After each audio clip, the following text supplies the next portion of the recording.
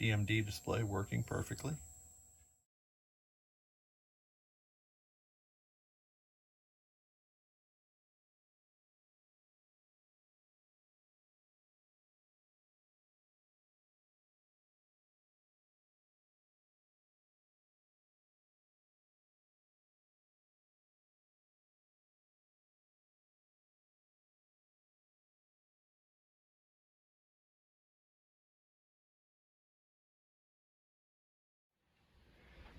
Data East power supply from a Rocky and Bullwinkle, and this power supply was a mess, but we've got it all working now. I replaced a couple of pins at CN2. That connector's long obsolete. I had some leftover wafers for CN1, so I replaced that, and you can see the hack job that was done to that before I did that. Replace the headers all the way around. Data East fuse clips suck, so 6 of them required changing out. So I did all that, and it should be good to go. Now I put these connectors on here to prevent myself from shorting across pins that could blow up the high voltage power supply. So let's test the GI relay first. And that works fine. So let's get to testing some voltages. All right, here's your negative high voltages. And the minus 88 you would think is low, but it's not really, because the power supply is not loaded at this time. So there was the 12 and the 5 right on. Let's go over here and get some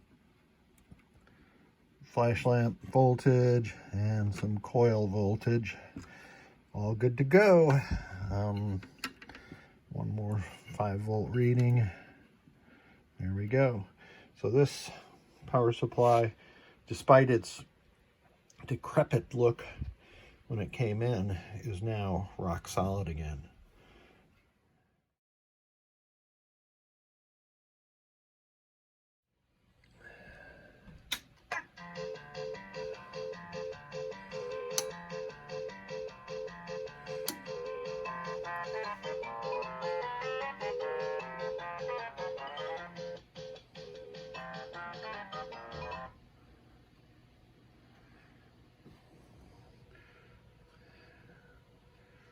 Rocky and Bullwinkle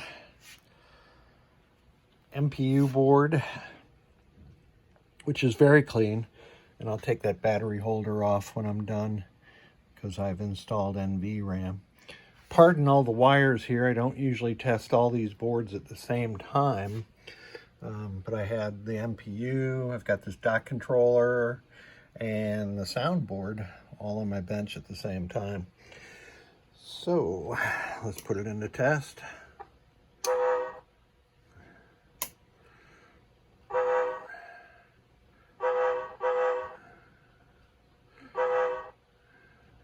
Yeah, that we know. All right, let's do the speaker test. So this is the same device I'll use to roll through the switch test.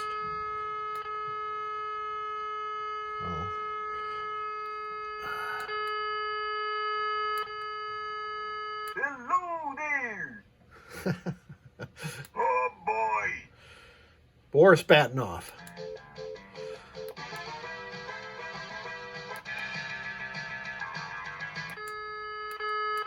Hello there! I don't think I've heard that in quite some time.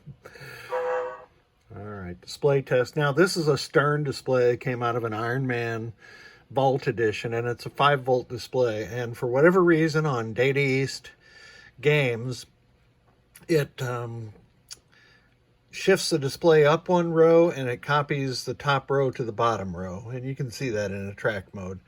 But this display driver board is working just fine. I'm not going to do that switch test, so I'll roll through all of here. You can see that the display is shifted up one, and there's the bottom row. If anybody knows why that happens in this particular configuration, I'd love to know.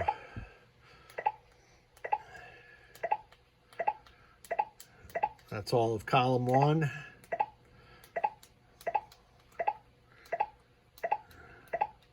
And that's all of row 1. And let's just do switch 64 since we can on Data East. And that shows that the entire switch matrix is working.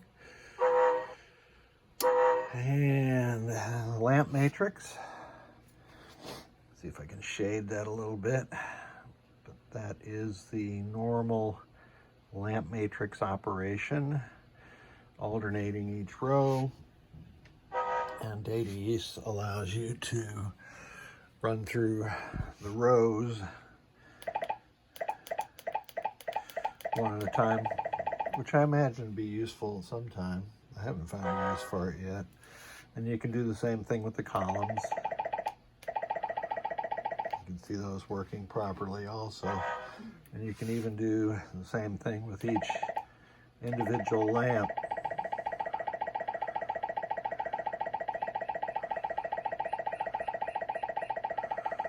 And there you go. The next test is cycling the flashers. And the blue LED that's on, that's the A side, C side select relay. The next test is coils. So you can see 1 and 1A, I'm sorry, 1A and 1C, etc.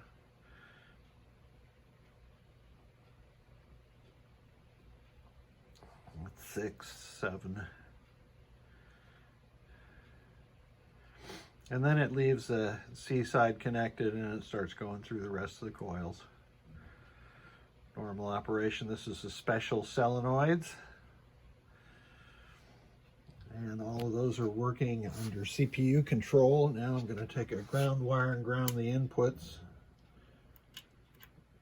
So let me start over. 1, 2, 3, 4, 5, 6. And this is all I did to test those. Sorry. Went like that. This is a reflexive CPU, which means it's got this IC in here to take signals from the devices and then wrap them around rapidly. That you can test individual coils. And that's it.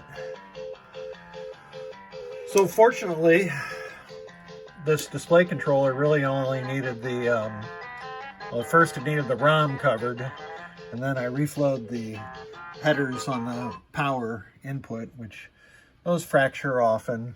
Soundboard is good to go as is, and so is the MPU once I put the NVRAM in there, and there's no further upgrades. Well, I will change out the power header here, but glad to have this one all done and ready to go back. Last thing to test is the solid state flipper board, and this is the 2 flipper version of it. And I have my test rig here for solid state flipper boards, and it'll test both 2 and 3 flipper solid state flipper boards. So let's give it a test. Yeah,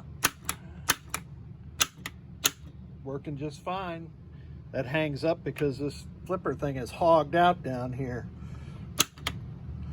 And you can see the LEDs flickering as the circuit closes and sends a signal back to the CPU board that the flippers have actuated. So this board is good to go also. And that wraps it up for the odyssey of an entire Rocky and Bullwinkle board set. Thank you so much.